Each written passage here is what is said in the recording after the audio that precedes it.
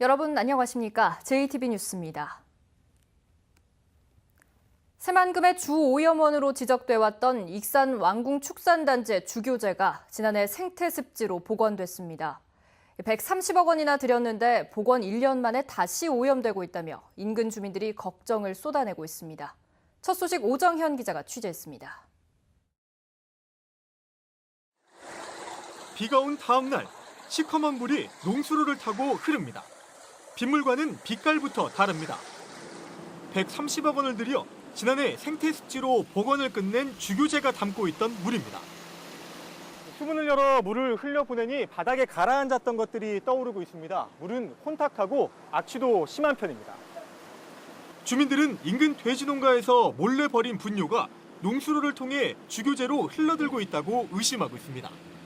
축분 3억 9천 톤을 퍼내 복원했더니 다시 분뇨가 들어차고 있다며 분통을 터뜨립니다. 하늘에서 바라보니 실제 농수로에 닿아 있는 물은 그렇지 않은 곳과 달리 새까맣습니다. 흘러나오는 물 색깔이 상당히 새카맣게 흘러나와요.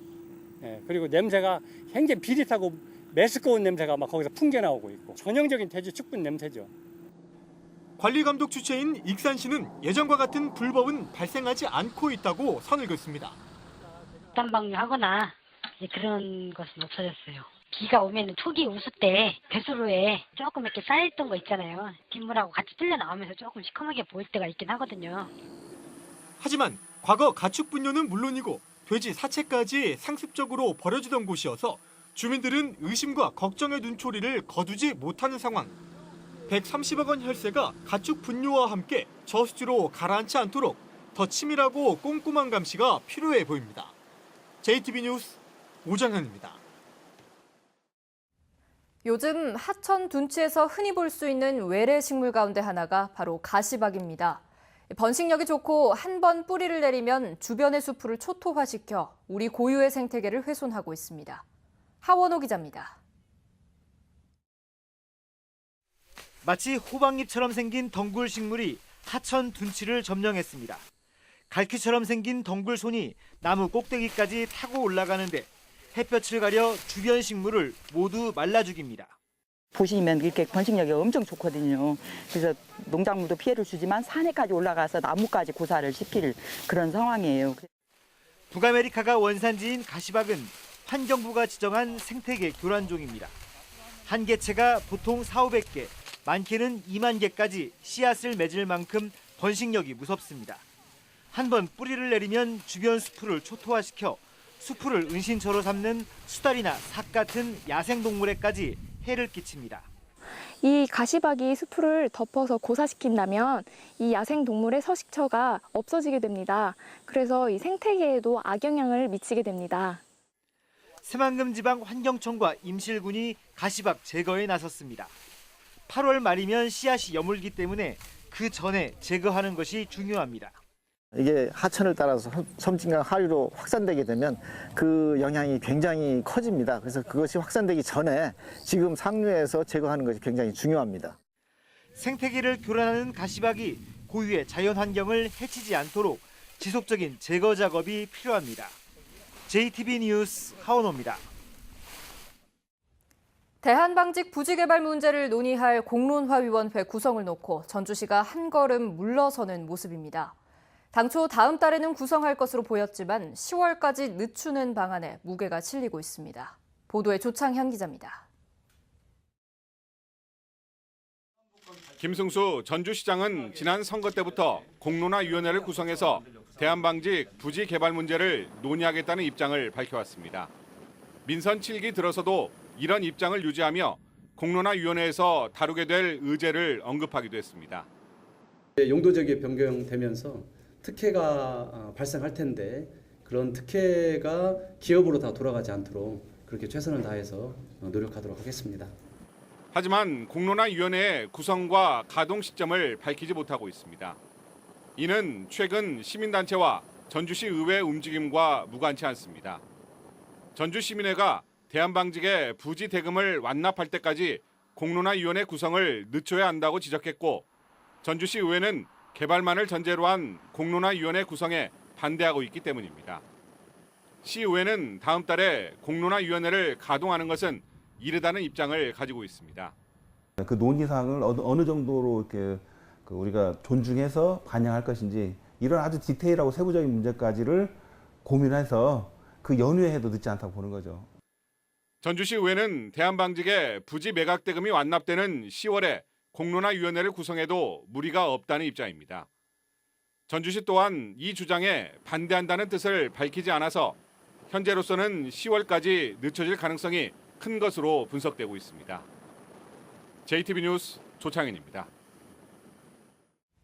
삼성은 지난 2011년 새만금에 대한 대규모 투자 계획을 발표한 뒤 5년 만에 사업을 백지화해 대국민 사기극이라는 비판을 받았는데요. 그런데 삼성이 지난 5월에 폐쇄된 한국잼 군산공장에 투자할 수 있다는 얘기가 흘러나오고 있습니다. 일단 삼성이나 정부 모두 사실 무근이라며 부인하는 상황입니다. 보도에 송창용 기자입니다. 지난 5월 폐쇄된 뒤 텅 비어있는 한국잼 군산공장. 군산공장에 삼성이 투자를 검토하고 있다는 소식이 전해졌습니다. 한 언론이 재계 소식통을 인용해 정부가 삼성 측에 군산공장 투자를 요청했고 삼성이 가능성을 신중하게 따지고 있다고 보도한 것입니다. 하지만 삼성 측은 곧바로 사실 무근이라는 입장을 밝혔습니다. 산업통상자원부 또한 전라북도를 통한 입장 발표에서 여러 대기업과 접촉하고 있지만 그 가운데 삼성은 없다고 밝혔습니다. 산업부에서는 한국GM 군산공장 재활용 방안에 대하여 여러 가지 국내 업체와 접촉 중에 있습니다. 다만 삼성과 접촉 있는 것은 아직 확인할 수 없는 사이라고 이야기를 하고 있습니다. 전라북도도 그동안 삼성과 투자를 논의한 적이 없다고 설명했습니다. 다만 삼성 같은 대기업이 투자하면 환영할 일이라고 밝혔습니다.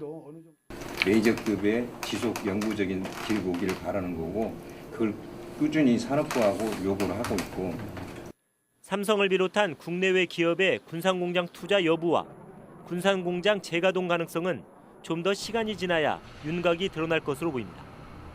JTB 뉴스 송창용입니다. 전국체전이 석 달도 채 남지 않았습니다. 전국체전 주경기장인 익산 종합운동장의 리모델링도 마무리되면서 대회 준비가 순조롭게 진행되고 있습니다. 정원익 기자입니다. 제99회 전국체전 개막식과 폐막식, 육상 경기가 열리는 익산 종합경기장입니다.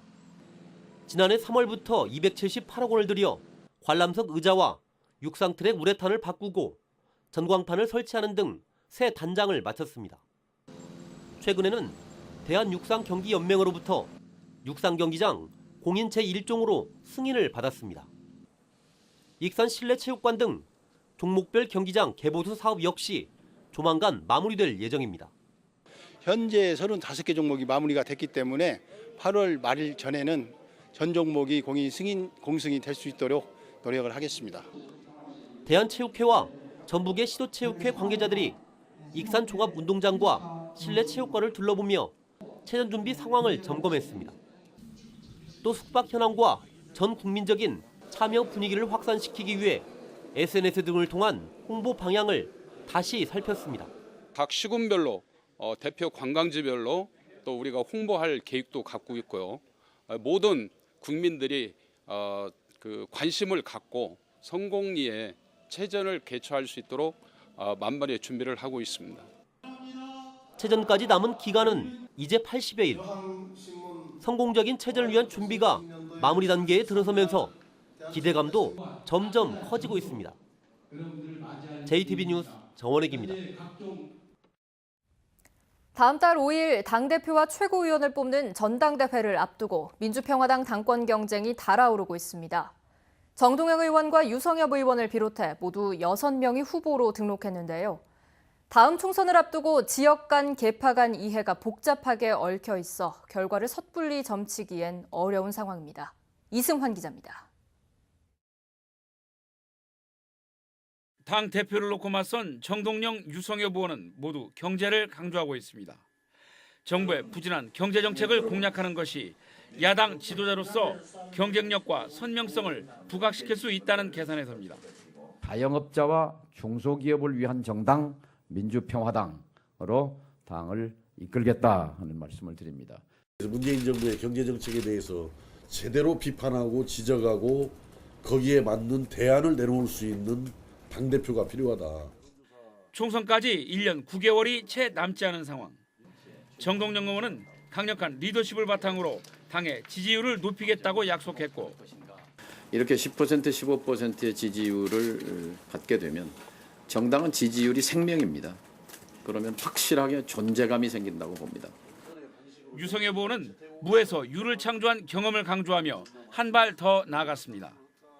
아마 우리 민주평화당을 원내 1당으로 내가 만들 수 있고 또 그 여세를 몰아서 다가오는 대통령 선거에서는 우리가 집권을 할 수 있는.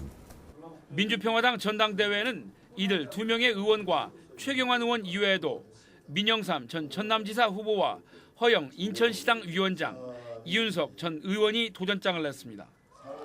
평화당 당원 9만 2천 명 가운데 80%가량이 전라북도와 광주 전남에 집중된 가운데 정동영, 유성엽, 허영 후보는 전라북도에, 나머지 후보들은 광주 전남에 연고가 있습니다.